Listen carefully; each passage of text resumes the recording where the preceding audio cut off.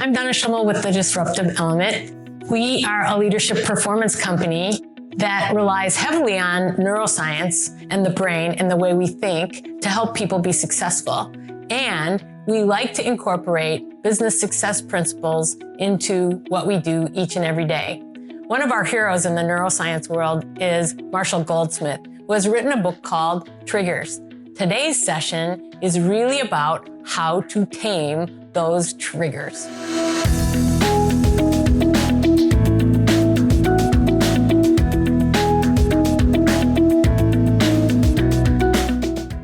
As we journey through life, we influence our environment, and our environment influences us. There's kind of a codependence or a dance that goes on.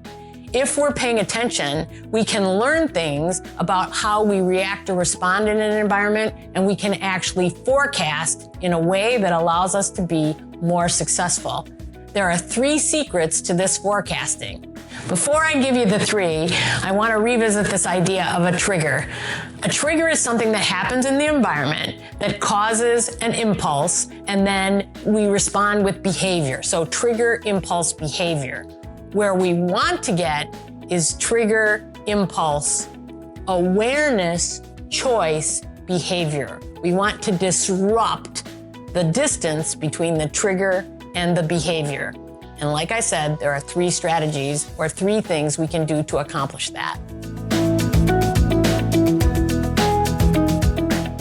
As we become more observant of the way environments influence us, the first thing we can actually do is to anticipate.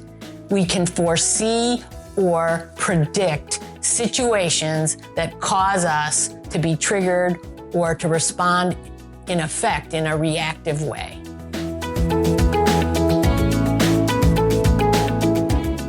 Once we've gotten good at anticipating, we recognize situations or circumstances that trigger us. So the second idea is that we actually avoid them to the extent we can. The challenge is that in our everyday lives, there's a lot of benign situations which we may or may not recognize as triggering. So that observation piece and that step 1 to anticipate and pay attention to then sets up our ability to actually avoid circumstances where we're triggered when we can. Thirdly, I know that you and I are not always able to avoid physical or emotional environments that trigger us. It's not possible. So the third option is to adjust our behavior.